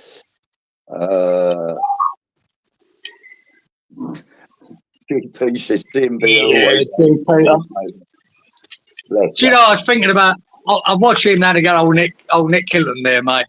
And he gets so wound up, he gets so passionate about it. And I love his passion for it, mate. But I do think, you know, he's not doing himself any favours with his negativity about it. It's because I know how he feels. I'm just used to it. And I do believe what us as West Ham supporters have been around a long time. We are pessimistic at West Ham because we've seen it all before. But we're not defeatists. We don't give up on it, but we are pessimistic about the board, the signings, the managers. Sometimes we are, but we've seen it before, man. We've seen it all before. And I get so wound up. And I mean, I watched him and I was going, Nick, no, don't. And he was calling for a boycott of the game. And I was, Nick, that doesn't help, man. It doesn't help, man. And I know where he's coming from because he's so frustrated. And I feel sorry for him, right? But he hasn't done the 50 odd years that I have or you have, but hey, mate, don't panic. It'll sort itself out eventually. We know how frustrating it is. And it seems to be, you know, more frustrating with this fucking idiot that's in charge. And I understand it. But I think he needs, for his own health, chill out a little bit. Just chill out, son. You'll be right. It'll come good in the end. That's what we've got to believe. Budgie Cieran, Budgie's welcome to a prostate test for free. Mate, I've had more prostate tests than you can fucking imagine, mate. You can. I've been through prostate cancer twice. Not pleasant, and I wouldn't want to go and do one voluntarily. Donovan. Oh, by the way, Sean was when he said about they call me Mr. Tibbs. What he meant was Mr. Tibbs. Another movie with Sidney Poitier, I believe. They call me Mr. Tibbs. Yeah. Call me Mr. What? Mr. Tibbs. Tibbs. You not know that film, no? Oh. Okay. Oh my but God. The Heat of the Night was my favourite. My favourite film was Sidney Poitier and I think it was Rod Steiger. Man, the two of them, fucking brilliant. It was a great film. Great film. Black and white as well, Budgie. It was black and white in the day. Yeah, it was. Yeah. Yeah. Right. Listen, we've got. GP says full crew could work out. Yeah, it could still work. It could still work. Just got to get him on the pitch. Yeah. Yeah. Yeah. And like GP says, look, if you can't get him on the pitch, it doesn't matter, does it? How good that? Mikel Antonio's been banging him in for years as well, so yeah. Yeah, mate. But you've got to have him on the pitch to get best out of them, and we've not been able to do that with that boy. So we don't know. I think he could come good. I still think it's a silly signing for that money at his age. I'm not sure it was the right. But if he comes good for the rest of the season, I'll be delighted for him. And yeah.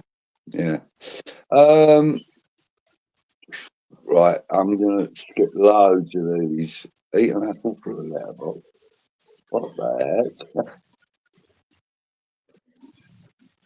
Jenny Hanley. Yeah, she was also a young lady. Yeah. Carol Decker from Tapal. Do you remember her? No. How they did that song. Oh God, I can't bloody think what it was called now. It'll come to me. What's Tapal? A group? Yeah. Yeah. Carol Decker, she was a very attractive young woman as well. Right, Kieran, Sullivan would not pay the extra money for Duran. I feel Steiden went after full crew because he knows him, but also because he played well in the European Championship. That's why we got him. He did. Well. He had a couple of good seasons, Geezer, but when you look at his injury problems before that, you'd have to question paying 25 or more million for him at 31. Just seems like a risk, and it has been a risk because we haven't seen it. Hasn't worked out at this point. China in Your Hands was the song that Tapal did. All right. It's quite an old tune. No. Mid-90s. Right. Yeah, I was probably over here going when that came out. Don't know it. Broken China in Your Hands. Right. Becky Bondage. Who the heck's that?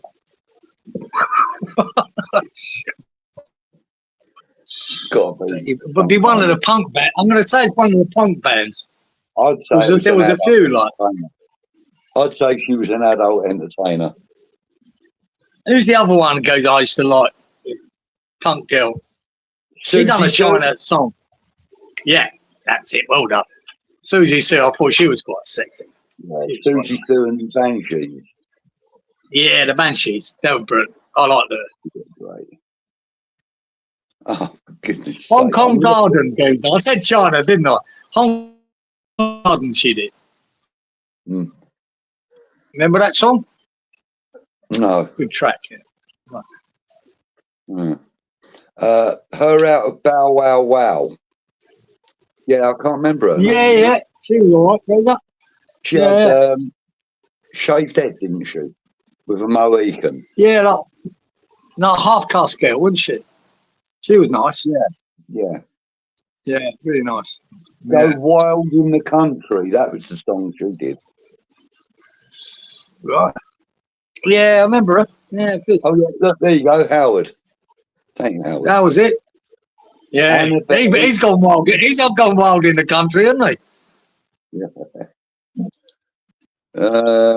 Annabelle Irving. Don't know. Not for me. No. Cleo Rockus from Kenny Everett Show. Yeah, Yeah. she was Not much. the big Yeah, I didn't think much of her. one, didn't she? One with the Yeah, not for me. Goes up. Not for me. no. Yeah. Solar's crept up in Damien's estimation. Looks a better fit than Guetta. Not as talented, but harder working. I think so. And a little bit more consistent. Yeah, I'm 50-50 on the Gazer, but I can see the quality he's got. I want to see more of it. That's all. Yeah, yeah. Apparently, Touring again, Fred. touring again. Fuck me. He's got to be in his 60s. Wow. There you go. Yeah. Kettle worked harder under Moyes. I believe that as well, Damien. I didn't mention that. Daz wants to know, Lottie in or out? Out for me. Out. Yeah. But I don't want to be out for anyone. No. Right, as far as free kicks are concerned, marked as Dixie for sheer power, Payet for finesse, honourable mentions for Cressy and Stewart Pearce. Yeah. Yeah. In fact, I'd like to give another honourable mention to Scotty Parker and all.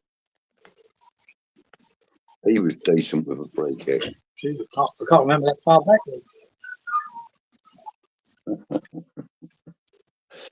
Randy said Payet without a shadow of a doubt. When you disappeared, look, Brendan saying you bored yourself with the story. Yeah, I think I did, Prentice. The algorithm might have kicked you out, mate. To be honest, it's a memory gazer I prefer to forget because I was fucking hell, man. Yeah. Fuck. I was so stupid. But that's what you like when you're 20, 21. For a worldie of a free kick at Oxford once. Mark Ward, yeah, he had a good shot on it, a good free kick on him too. Yeah, I love Mark Ward. One of my favourites, Mark Wardy. Wardy was a cracking player, man. I liked him. Have you seen any West Ham players? I suppose you mean by that, have we met them in person? Yeah, I've met a number of them actually. Hang on, I'll tell you what I'm going to do. Let me pop that down there for a second. And then I will go in here. And then I will go with game day. And then I will go down here somewhere. Boom. Where is it? What the hell? Bear with me. Yeah, go on, mate. Yeah, I met quite a few when I was at Sir Bonaventures, man. Now Frank Lampard Senior and Bobby Moore and Pop Robson to come to our school and do a couple of hours with the football team. Yeah. You also actually went to school with a few of I know our this. players after they got school, didn't you? Didn't you go to What's that, school mate? with? Didn't you go to school with a few players as well? Yeah, well, yeah, there was Chris Hughton. He was, I think, Chris and Henry Hughton. Well, Chris Hughton ended up being a bloody manager in the end, but Chris Hughton, Henry Hughton, John Chidozie was one of them. Another boy called Callahan, I think he went to Ipswich. So there was a few. The Laurent brothers went to West Ham as youth players, and yeah, went to school with a few. And the one I enjoyed the most, the one I met was fucking hell, his name's gone out of my head. Not Luke, the other Aussie, not Lucas Neal. Who's the other Aussie here? Ginger fucker. We sold to Southampton. Oh yeah. His name's gone out of my head. Yeah, mine too. Oh, I had a good chat with him over it. I've met a few in the past, but more recently, I bumped into Mark Ward, Frank McAvenny, and Stuart Slater. And I'm actually there. It is. Oh, hang on. Right, let me come back here. But do you know one of the most surreal ones? I was back in England when Bobby Moore died, and I was at my mum's house, right, which is 10-minute walk from Upton Park, the ground. Yeah. So when Bobby Moore died, do you know all the tributes that were coming in at the front of the ground? So I went up there. I took a walk, just looking at all the flowers and the tributes from all over, from teams from all over the country. And I had a guy standing behind me taking photos of all the flowers, and I looked around, and it was Jeff Hurst. Oh, really? And I went, wow, well, and you want to go, hey Jeff, but you don't, because it was so somber, the mood, and about Bobby Moore passing. Yeah, and obviously I just looked at him, nodded, and he nodded back, and that was it. Yeah. And obviously he was there in respect for a good friend of his, so you don't really want to... Yeah. It was lovely. I just thought about that. I went, wow, he's here like any other fan, just taking photos of all the tributes to Bobby Moore. And I thought that was... But it weren't the right time to be a fan to him, It was just... Yeah, right, there you we're go. all here for the same reason, yeah? There's a picture of me with... Can you see that? No, you can't, actually. Let me... Oh, where are we? Why isn't that coming out? Hey? My bad. I met Tim Cahill over it, if anyone's interested. You what? I met Tim Cahill, had a chat with him. Oh, Tim Cahill, did you? And the other West Ham boy, somebody tell me the fucking name, because it's doing my head in. I can't remember his name. What happened there was before the A-League got formed, there was a national league, right, here in Australia. Yeah. And they had their anniversary. So we flew down to Sydney for this anniversary. All ex-players and whatever had been in it. And they were there. I talked to Tim Cahill he was good, man, really good. And the West Ham player that I can't fucking think of. I went out for a smoke, right, in the smoking area, and he was there having a cigarette. And I was talking to him, and he was telling me about he didn't want to leave West Ham. He said Harry Redknapp pulled him into the office and said, mate, Southampton have bid for you, and we're going to sell you. And he went, oh, right. And it was just like that. He said, yeah, you're going. We've accepted the offer. He was gutted. And there you go. I can't remember his bloody name. I know. Please, somebody tell me, because it's fucking doing me head in. And I had a really good chat with him and all. He was top boy. Top. Really good. Who do we think, Lynn wants to know, who do we think will get as the new coach, and who do we want? don't know, mate. Think I we'll end don't up know. with a cheap option, whoever it is. I want Ancelotti, but that ain't going to happen. No, it's hard to. I don't know. I don't trust them to get the right one, and that's what I think. Lopetegui might be here for the rest of the season, because if there is one that you can't get now and you need to wait till the end of the season, I think that might be a better option to jumping in and just getting Potter or whoever, just because it's a better option at the moment. I want to see a long term plan here, which we should have done in fucking If summer. we're going to do that, I think it's got to be Michael Carrick. I don't know if that's the right option or not, guys. I really don't know. But if the Tottenham supporters keep fucking flapping up and down as they are, mate, we'll just wait. Let them lose a couple more games. They sack fucking Big Ange and we grab him fucking straight away. Get over here. Fuck them North London wankers.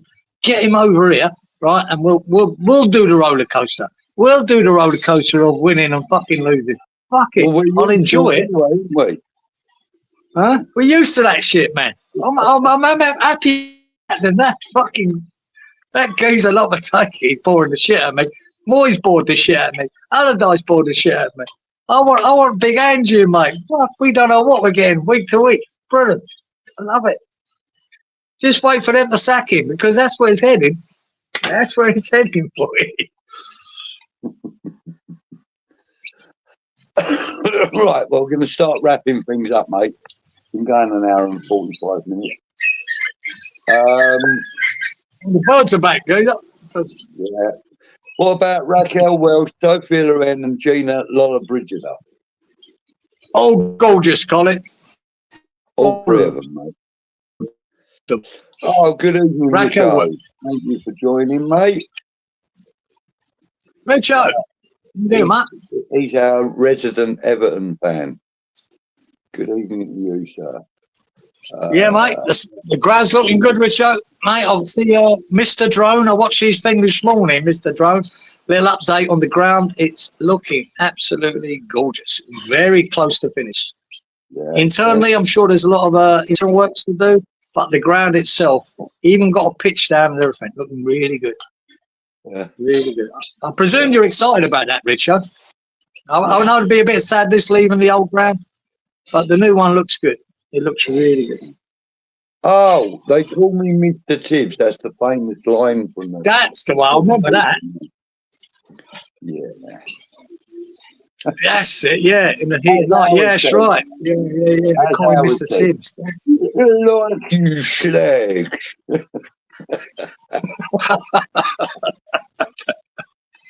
Could have put it better myself, Howard. Who'd have liked you fucking slags? Yeah, no. Or go. Up here. Yeah. I agree with... Oh, hang on. It didn't highlight. Sorry, Damien. I agree with your comment there, mate. Should never sign a player off of international form. I agree with that. Yeah. Richo says, new owners, new stadium, future's bright. It is. Yeah. And you will survive, Richo. You won't be getting relegated this year. There's enough there at Everton to survive. That's about it, though. They're not much better than that. But a new stadium next season, you know what I mean? I'm jealous of it, to be honest. When I look at that stadium, I'm going, Jesus, fuck, we could have that. But we haven't. We got what we got. There's a tune, look. Dear Prudence. Good crack. And Hong Kong Gardens, because he does correct himself. But Hong Kong Gardens, another one. Yeah, Hong Kong, you're right. I said China, didn't I? It's Hong Kong Garden. Yeah. Would you like better, England or Australia? Well, I know I like Australia a lot more than I do England, and I've never been there. That's a tough one for me because I miss London every day. Every day I've been here, mate. I've missed it. So, do you remember a punk band called Vice Squad? I don't. No, that don't ring a bell. Usual doesn't. No. Susie Sue. Susie Sue, yeah. Heart and Soul from Tal. Private Conversation. Yeah. Right. Not an adult entertainer, apparently that. Yeah, anyway. Cieran likes Doc Cotton and Ethel Skinner. Don't tell me that. I thought you were going to bed an hour ago, Anthony. Cliff is still touring and the Grim Reaper is a groupie. Cliff Richard. Morning, Darren. Sorry, mate, you've joined us right towards the end of the show, buddy. We're literally about to start wrapping things up. Just get out of bed, old Darren. Yeah. G'day, Darren. Lazaridis, good free kick taker. No, Brennan, not Lazaridis, the other one. The ginger-headed fucker we had. No, I'll know the name when you say it. Stuart Slater. Yeah. Okay, it took an Arsenal fucker's fault to tell me. It was Slater, yeah. Robbie Slater. That's who I meant. And honestly, I had a 10-minute chat with him. Really good lady. Oh, right. Banana split lady. And he was an Aussie Rules player, Gazer. He was an Aussie Rules player before he was a footballer. All right, okay. Right, okay, listen. We are now going to wrap things right up. Thank you, everybody, for your comments. Sorry I couldn't get to them all. Apparently, Lynn agrees with you, Cieran, whatever it was you said. Wherever that was. Thank you, Lynn. It was, mate. It was something. I got one thing right.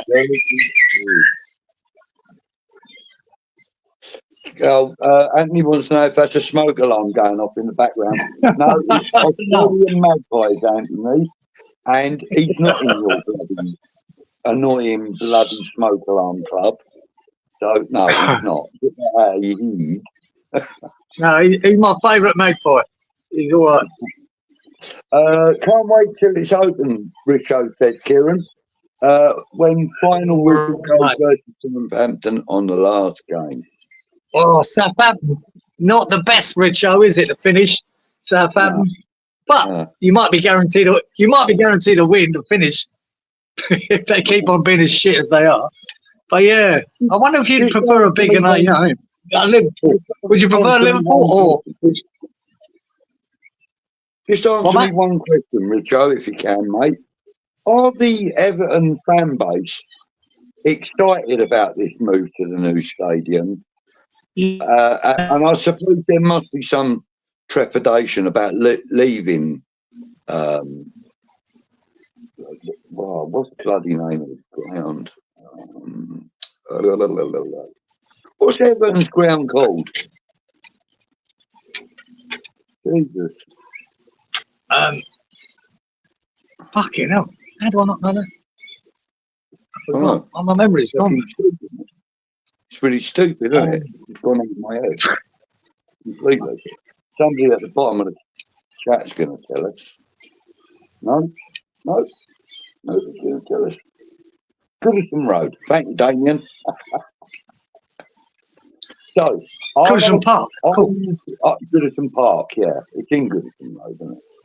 Are you boys, and girls, Everton fans, are you going to miss Goodison?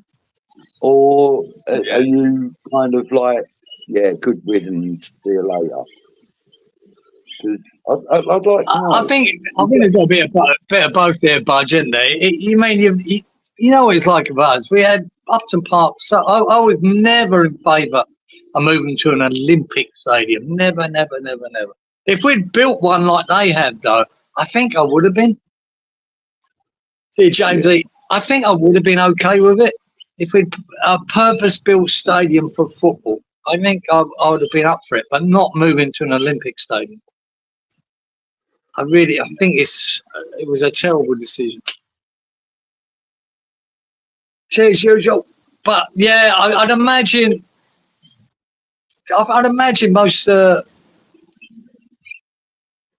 them would like. My old city, top of the 80. What's your old city, Jamesy? You told me before, I forget what it was. And I don't take much notice of the A-League, Jamesy. But I imagine most Everton supporters will be up for it. It's about, I think, what they get, 50,000, Richo? Is it 50,000 at the seater? Yeah, I think that's big enough too. I mean, it's a good size. Yeah, I mean, the thing is, what you don't want is like a huge stadium and then have the problems that we're having, like with people calling out fucking boycotts and all that sort of bullshit. Because, you know, it happens. It really does. And you know, I'm not being... But I ain't got anything against anybody that wants to choose to boycott. It's your decision, and you know you're entitled to that. I personally wouldn't boycott, and I think boycotting is, you know, it's not good for people doing it either, because you know you buy your season ticket, you spend your £1,400 a year or whatever it is on your season ticket, or £1,200 or whatever, £500, whatever it is. I don't know. I ain't got one. But you go and spend that, and then you leave your seat empty. No, it's like this, Gator. I will stand by anyone who decides that we're so shit not to go. I'll stand by anyone who says that. Fuck that. I'm sick of watching it. I'm not entertained. It's crap. But I don't agree with believing that some kind of boycott's going to help us. It's not. It never will. So, but I'll stand by anyone who says... I remember sitting in the East End Workmen's Club, Gazer, 50 yards from the chicken run, and me and my mates sitting there at 10 to 3 going, shall we? Right, because things were so shit at the time. Should we bother? Should we just sit here and have a beer? Or should we walk 50 yards and walk into the fucking chicken run? We had that fucking... We've done that many times, right? And I think it was only once we went, now, fuck it, we're not going. We normally got there. But I'll back anyone who says, no, I'm not going, man. I'm sick of this shit. You know? And you're entitled to do that. You paid the money. It's up to you. It's up to you, man. But I don't agree with asking everyone else not to go. I don't think yes. You go. It doesn't help anyone. That it doesn't, and it doesn't harm the people you want to harm, which is the board. It doesn't. Couldn't give a shit, man. GP wants to see Russ come out with a microphone and sing to the fans. DJ Rusty B. It's not unusual to be in love with yourself. It's naughty. Right, you lot. Stop all this bloody nonsense. Thank you so much for joining us. We've had a great night again. I've really enjoyed myself. And I love hearing from everybody in the chat. Thank you. Please remember to give us a like on your way out if you haven't already done so. The more likes we get, the more we get invited back on a Wednesday. So there you have it. Thank you so much for all the lovely comments saying where the best go on the network, etc. Yeah, or you can do a boycott, right? And don't fucking watch us. You can do that if you want. Yeah. That'd be nice. Anyway, so from me, I'm from Cieran. I want to thank you very much for joining us. We will see you next week. Hopefully we'll have some more, you know, frivolity and some good news to tell you, you know, hopefully, you know. Yeah. Antonio, another 3 points on the board goes out, and you never know your luck. You never know your luck in a big city. Always said that. You know. And never shove your granny while she's shaving, innit? No, don't do that. Not recommended. Take care, everybody. One more thing left to say. Come on, you irons. All the best, guys. Take care. See you next.